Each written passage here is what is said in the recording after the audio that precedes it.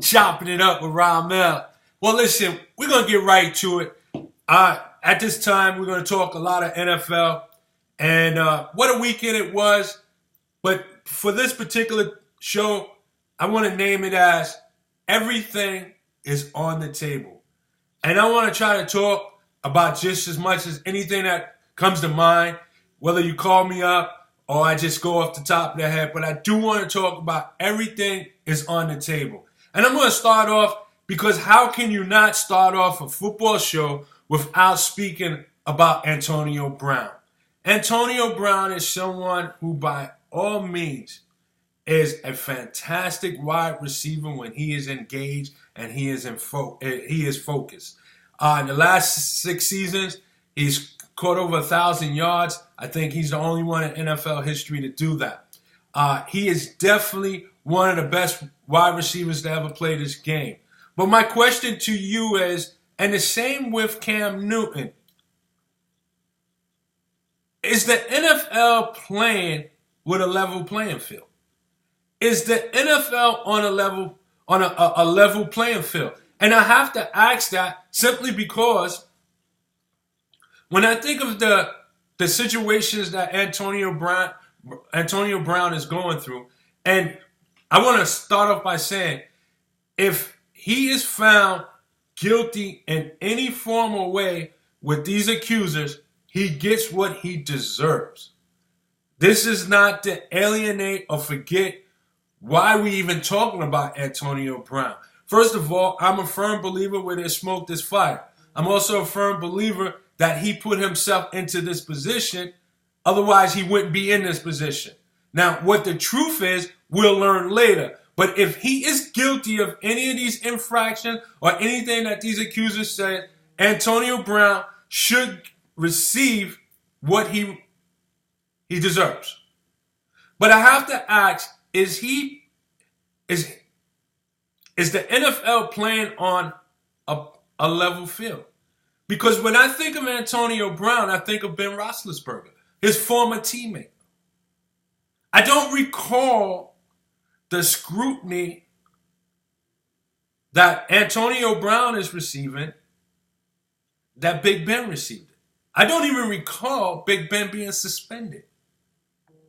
So my question to you all is the NFL playing on a level playing field? Because no one wants to touch Antonio Brown right now. And I understand and I get it. I get it. And there was 2 teams that gave him opportunity. He squandered those chances. I get it. Oakland, New England. And now nobody wants to touch him. But I don't recall Ben Roethlisberger getting the same scrutiny. And he had off-the-field incidents, not only with accusers that was saying that he did some things that was inappropriate, but he also had the motorcycle incident where he was driving, and I think he might have been under influence. But again,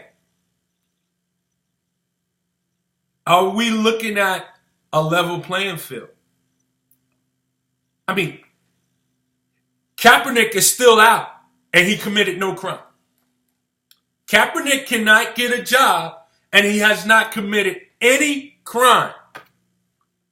I ask, are we playing is the NFL playing on a level playing field? Richie Incognito, when he was in Miami, made media attention by disgracing a former player. No one really knows the truth what happened, but it was some harsh accusations, but yet he's still on an NFL roster. Matter of fact, he's in Oakland. Is the NFL playing on a level playing field? It makes you wonder, is this a time that African Americans should strongly stand strong and consider boycotting the NFL because it's not because of some of the treatment that players are receiving, not that they're not worthy of it or deserve it, but it's just not equal across the board. Again, make no mistakes of what I'm saying. Antonio Brown deserves what he gets. As far as I'm concerned, there's smoke. Where there's smoke, there's fire. But my point is this. Why not the same route that's being taken out on Antonio Brown was taken out on Ben Roethlisberger? And I believe his was just as similar or worse than what we're hearing right now. So, again, I question, is the NFL playing on a level playing field? And again, Cap has not committed any crimes. Is this the time to boycott? Purchasing tickets, purchasing paraphernalia, things of those items like that, little small items, shot glasses, whatever it might be. Is this the time for African-American people to stand up and say no more? I want to leave you with that. That's something to think about. Cam Newton, another polarizing figure. I don't think that they will trade him in Carolina. But I think they're going to make it so difficult for him where they're going to ask him to leave Carolina, where they're going to force him to go in there and ask for a trade. Let's put it that way. Because he's very good in the community. It would be a tremendous PR hit if Carolina decides to trade Cam Newton. Cam Newton, is right now Carolina and Cam Newton represents two states. They play in Charlotte, but they're not a North Carolina team. They're a Carolina team because they're the team for North and South Carolina. It would be a PR nightmare to trade him. But what I've seen this past weekend and prior to this past weekend, when Cam Newton is behind center, he's running for his dear life. The offensive line can't hold up long enough for him. But I asked, who is Kyle Allen? Kyle Allen came out there, and this is no knock on him. The quarterback came out there, did his job, threw for 4 touchdowns, and they barely touched him on. The defense barely touched him. How come that offensive line can hold up for him, but Cam Newton is running for his dear life back there?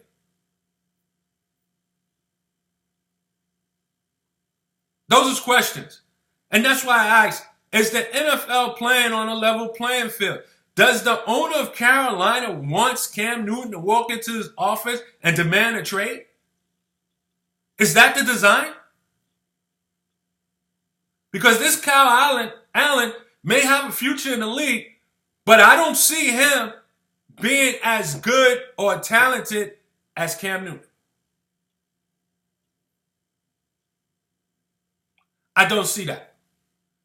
Maybe I'm of the minority, but I don't see that. And to me, this could be the way of forcing Cam Newton to walk into the office and act out. Because clearly, they don't want to block for him. They don't want to play for him. And some of it could be self-inflicted. Cam Newton is very polarizing. He can be arrogant. He can be cocky. He may rub people the wrong way. Hey, maybe he don't give his offensive line Christmas gifts. I don't know that. But at the end of the day, what happened on Sunday, which was great for the team, Carolina, this young rookie, an unknown, comes out there, throws 4 touchdowns, barely gets touched by the defense, but whenever Cam Newton is behind center, he's running for his life. My question to you all are, is the NFL playing on a level playing field? I don't recall Roethlisberger receiving the treatment that Antonio Brown has received. Kaepernick has not committed no crime. And this offensive line, which I believe might be under the orders of upper management, plays a different game than when Cam Newton is behind center. Something for y'all to think about. Again, is the NFL playing on a level playing field? It makes you wonder. It makes you wonder. To move along, I want to talk about this young man here. He just might be the Kobe Bryant of NFL right now. I think he's the game's best player right now, and that's Patrick Mahomes. This guy here in Kansas City is phenomenal. Kansas City is 3-0, and he's a big reason for it. He has yet to throw an interception for the season. He's had 3 games. They're all well over 300 yards. He's got touchdowns galore. He went up against a formidable opponent in the Baltimore Ravens. Lamar Jackson, another young quarterback, off to a good start. They had a classic battle. In fact, Lamar Jackson is 8-2 as a starter. His only 2 losses are to Kansas City. Tremendous performance by Patrick Mahomes. I'm here to tell you that yes, this league is going to be his in the very near future. What he's going to have to do is just get past Brady for now or wait till Brady retires. But once that happens, if Kansas City can continue to build on their defense and keep the offense together intact, you're looking at Patrick Mahomes probably being your first $500,000 contract that's going to be signed. Your first $500,000 contract, $500 million contract, I should say, that's going to be signed. When his contract is up, his next contract will be close to $500 billion. $500 million, I'm sorry, $500 million. This guy's phenomenal. He throws off his back foot, he throws going backwards, he throws across his body, he does it all. And Andy Reid is putting him in a position to excel. My only concern is, you know how I feel about Andy Reid. He don't sink the money ball. But he's got a squad on hand right now. And Patrick Mahomes in Kansas City, they're going to be a problem for the very near future. I'm talking about from now to the next 5 to 8 years. As long as that guy's behind quarterback and continue. And listen, this is his second full year as a starter. He's been in the league 3 years. He sat the first year. He played 1 or 2 games towards the end. He's still learning and growing. What are we going to see 4 to 5 years from now? What are we going to see? As long as he doesn't develop any shoulder or arm problems, the sky is the limit for this young man.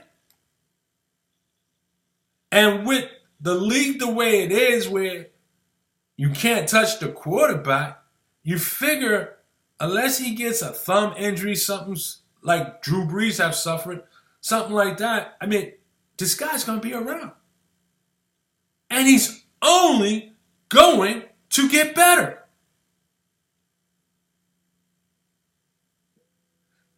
Kansas City is a formidable opponent. I see them being in the AFC Championship game. If they get the opportunity to host in an Arrowhead this season, they're going to the Super Bowl. If they have to go into Foxborough for that game, could be a problem. But in the very near future, this league is going to belong to Patrick Mahomes. Patrick Mahomes is a star. He's the Kobe Bryant of football right now. And yes, he's the number 1 player in the game as we speak. And that MVP that he won last year was not a fluke. Patrick Mahomes is serious, guys. He is serious. The Patriots. Are we overlooking the Patriots? I mean, all they've done is start the season 3-0, didn't give up a touchdown until the 11th quarter of the season that they played in. In first 3 games, only giving up 1 touchdown. Yeah, the Jets had a pick 6 that they returned in the last game. But are we overlooking the Patriots because they're the Patriots? This is another stellar performance by the Patriots to start the season. They started the game season against Pittsburgh, won that game 33-3, held them out of the end zone, no touchdowns, just a field goal. Then they go into Miami, which is a bad team. I get it. Beat up on them like 43-0. Had the Jets down on the ropes. The Jets managed to get a touchdown in the third quarter and again run one back on a pick six. But in 3 games, they've only given up 1 touchdown. You know, when we think about the Patriots, we think about Belichick and Tom Brady. But Belichick's defense has always been a formidable. And now it looks like the defense is at the top of his game. The Patriots is a legitimate threat once again. And not just because of Tom Brady, because of that defense. They have a stellar defense. I do think it comes down to them in Kansas City, unless there's a key injury to one of these teams, and maybe another team sneaks in there like Baltimore or Houston. But yes, I think it comes down to them in the AFC. And Tom Brady is magnificent. He may be the best athlete that I've seen in NFL. No, let me take that back. In the last 20 years, he may be the best athlete. You know, when you think of careers, Derek Jeter, Tom Brady, Kobe Bryant, Tim Duncan, if you want to throw in LeBron James, maybe Steph, Tom Brady may have had a better career than all of them. I mean, this is a guy that's been in the league 18 years. He's 6-3 in the Super Bowl. He's gone to the Super Bowl every other year. How about that for a second? He's gone to the Super Bowl every other year. He's 6-3. Yeah, I know Kobe's 5-2. Duncan's 5-1. I believe Jeter's 5-2. Steph is 3-2. LeBron, what is he, 3-5?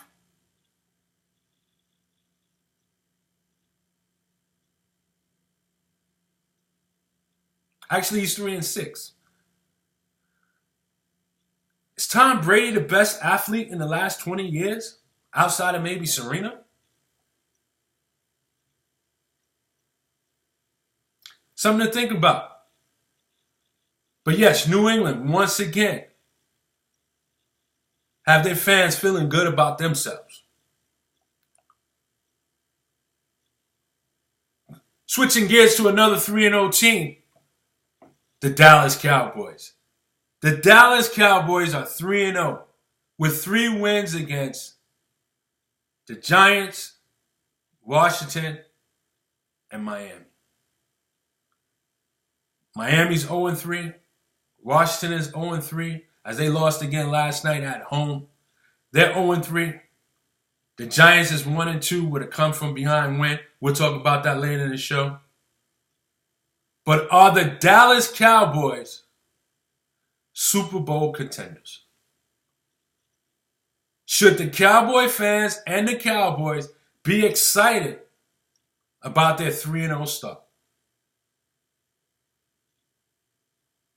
I say this. Yes, they should be.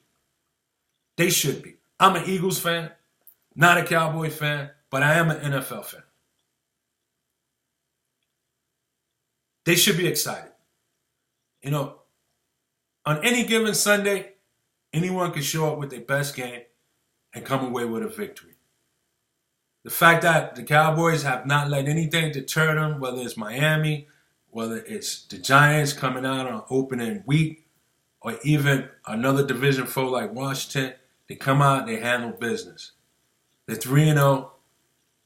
I'm a firm believer the more games you win in the beginning of the season, the less you need. Right now, with my Eagles trailing at 1-2 and not looking like the team that I thought they would be, and even though they're decimated with injuries, they got a 2-game lead up on the Eagles and the Giants with a firm grip of the division right now. They should be excited. Dak is playing some of his best football. Ezekiel Elliott, although he has missed the preseason, and this may be preseason for him, doesn't look like he's skipped a beat. He's still rushing for 100 yards a game. When it's all said and done, especially with the injury to Saquon Barkley, he'll probably lead the league in rushing once again, which is very impressive. Very impressive. That would be 3 years out of 4 years. The defense is coming along. I think the defense is trailing the offense, but the offense is where it needs to be. Kellen Moore, the newly promoted offensive coordinator, has made the Cowboys a legitimate threat. What was once upon a time a predictable offense is no longer. The offense for the Dallas Cowboys is official, and it's on the way. And I think it's only going to get better as the season goes along. I do think their schedule gets a little bit tougher. They are going to take some lumps and they're going to take some losses. But at the end of the day, I think they will be battle tested. And at some point, when they get to the playoffs, they're going to be ready. Yes, I think the Cowboys are Super Bowl contenders. They got a big game. They go down to New Orleans to face the Saints. Teddy Bridgewater got his feet wet in a great game against Seattle. Came away with the victory. He didn't have the stats to knock you out or woo you, but you know what? He played a solid game, and as I mentioned, he got his feet wet. Those who know, Teddy Bridgewater was once upon a time en route of being a franchise quarterback for the Minnesota Vikings until the ACL occurred. And then he had to fight his way back to the league. As I told some friends of mine that are Cowboy fans, this game is dangerous. This game is more dangerous than facing Drew Brees and the Saints. And I'll tell you why. You know what you're getting when you're facing Drew Brees. But Bridgewater is bringing something else. Bridgewater is not playing to win. Bridgewater is playing to earn himself a starting position, starting quarterback on somebody's roster next year. He's playing as if this is his last hurrah. And unlike the NBA, there's no China for the NFL. There's no overseas for the NFL. You don't see former NFL players going to the Canadian Football League like you see in the NBA. If they don't make it on a roster in the NBA, they off to overseas to one of those countries over there. Whether it's Spain, Europe, China. You don't see that in the NFL. It's usually NFL or nothing. And Teddy Bridgewater, that's what makes this game a dangerous game on the road for the Cowboys. That Teddy Bridgewater has gotten his feet wet. His confidence is going to be there. And keep this in mind, guys. Just because you lost Drew Brees, you didn't lose the Saints. Kamara is still in uniform. Michael Thomas, who's I believe the highest paid receiver, he's still in uniform. He's still in uniform. So this is going to be a good test for the Cowboys. If they think that they're going to be Super Bowl contenders, this is the type of game that they have to go on the road down into New Orleans and win, regardless if it's Bridgewater or Breeze. You got to go win that game. Because I think the pressure's on the Cowboys. Because if they lose, they're going to be, oh, you lost to Bridgewater? Breeze wasn't even there. So this is a big game. And it's also a big game for New Orleans. Because again, until Breeze come back, they just want Bridgewater to put them in a position to stay afloat. To stay afloat. And I believe in 6 games, he could go for 1-2-5-1. So we're going to see what happens. But yes, the Cowboys are Super Bowl contenders. Now, there's 2 surprisingly 3-0 teams. You couldn't tell me this before the season started that they would be 3-0. One are the Buffalo Bills, and the other is the San Francisco 49ers. Now, I knew that they would beat Pittsburgh this weekend, the 49ers. But going into the season, you could not have told me that any of those 2 teams would be 3-0. And to their credit, they are. And they're playing some good football. The Buffalo Bills, they could go and proudly say that they're the number 1 team in New York. They're the best team in New York as we speak. They're playing like it. They're 3-0. And the San Francisco 49ers, they are 3-0. And then they're in a tough division where the Seattle and the Rams. I'm keeping an eye on them. Good friend of mine, he told me to keep an eye on them before the season starts. And now I have my eye on them. Garoppolo, he's only got 2 losses in his pro career over a span of 5 years. All he does is win. And he's doing that now. His numbers don't jump out at you. He's thrown the ball 84 times. He's completed 58 passes, just under 70%. He only has 739 yards. He has 5 touchdowns, but he do have 4 interceptions. He's probably got some learning to still to do and still to go. But at the end of the day, he's collecting W's. He is collecting W's. And San Francisco is winning under his guidance behind the snap. The question is, are they serious? Will they be able to keep this up? Are they a 10-6 better team? Are they 11-5? Are they a threat? Are they playoff contenders? I think it's a little bit early, but we'll find out because confidence is beginning to grow. You do have some players over there on that side of the defense. Richard Sherman is over there. So, confidence is beginning to grow. I'm not a big fan of Mike Shanahan. I think he had a lot to do with the injury to RG3. I think he had a lot to do with the Falcons collapsing in the Super Bowl against the New England Patriots. But one thing about him, he does know offense. He knows offense. He's the head coach over there in San Francisco. And it's not surprising that their offense is doing pretty well. He does know offense. Question is, does San Francisco have enough to be a playoff contender? Their confidence is growing. Wouldn't be surprised. I wouldn't be surprised week 12, week 13, week 14. We talking about them with a legitimate shot to be in the playoffs. Again, I can't stress it enough. The more games you win in the beginning of the season, the less you need at the end of the season.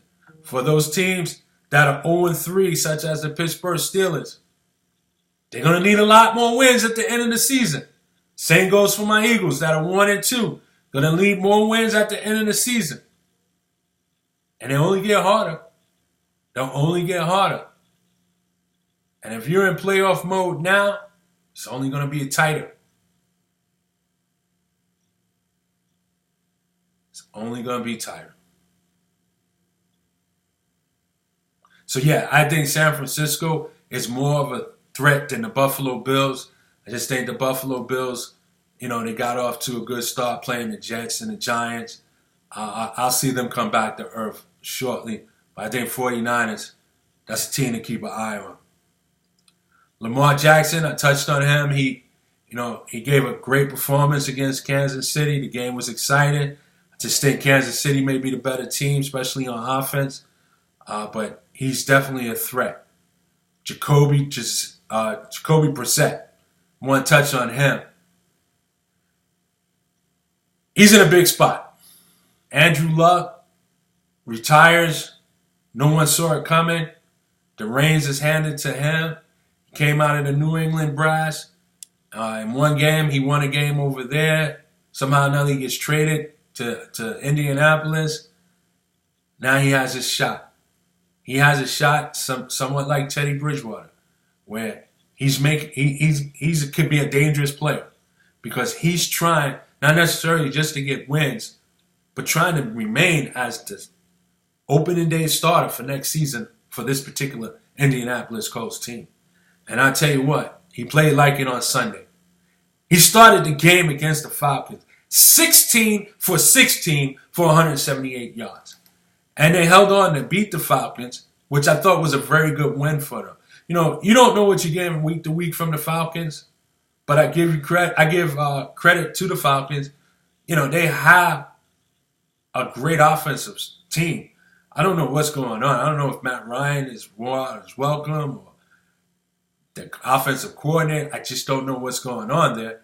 But for Indianapolis, especially a quarterback like Brissette, who really doesn't have the resume to take on a high-powered offensive juggernaut like the Falcons, and although it was at home where you have the crowd behind you, that doesn't matter. He took on the challenge, and they won the game. They got the W. And again, to start the game off 16 for 16 is very impressive. For 178 yards, very impressive. That's a good job by Jacoby Brissette, another person to keep an eye on. Really, keep an eye on that guy. He's playing for a contract. He's playing for a job. I think he could be dangerous. My Jets, 0-3. I think their season is done. I know I read some article where Le'Veon Bell was saying that don't count us out yet. With 13 games to go, you're talking about being 10-3 the last 13 games to even have a legitimate shot to be a playoff team. You have to be a minimum of 10-6, and sometimes that's not enough. 11-5 could be it. Jets is done. Hopefully the bye week helps them. Sam Darnold gets back soon enough. Maybe they could get into some good playing. But I'm not a fan of Gase. I believe there had to be a better choice available than Adam Gase. I'm just not a fan of his. He did nothing for Miami, and he's doing nothing for the Jets. I don't even know why he was chosen. I really don't. Don't know why he was picked. I'd rather have Rex Ryan back. At least Rex Ryan, who don't know offense, knows defense, and he can have the defense put us in half the field situation for the offense. I'd rather have Rex Ryan there. This guy, Adam Gase, he's a joke. He's a joke. A joke. I hope he proves me wrong. I hope he proves me wrong. And this is the Jets. You know, they never get it right. They don't ever get it right. You know, the Mets are the bridesmaids to the Yankees. The Brooklyn Nets has always been the bridesmaids to the Knicks. And the Jets has been the bridesmaids to the Giants. But at least when the Yankees are not winning, the Mets give you something to cheer for. They may not get there, and occasionally they do pop up, but they give you something to cheer for. The Knicks has been down for several years, and Brooklyn has given people reasons to think that they may steal the city. The Giants ain't been in the playoffs probably in the last 5 years, and the Jets hasn't either. The Jets have been just as bad as the Giants. They never seem to take over the moment or seize the opportunity to maybe try to steal the city. You know, the New York Mets is not an organization that's constantly in the World Series. But they were there in 86, they were there in 2000, and they were there about 4 or 5 years ago. At least they get there once every decade. The Jets ain't been there since 1969.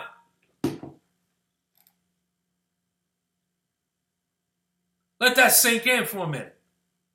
Even the Knicks have been to the finals, 2094. Let that sink in for a minute. The Jets, when are you going to seize the moment? And my Eagles, where do I begin? Where do I begin? Where do I begin?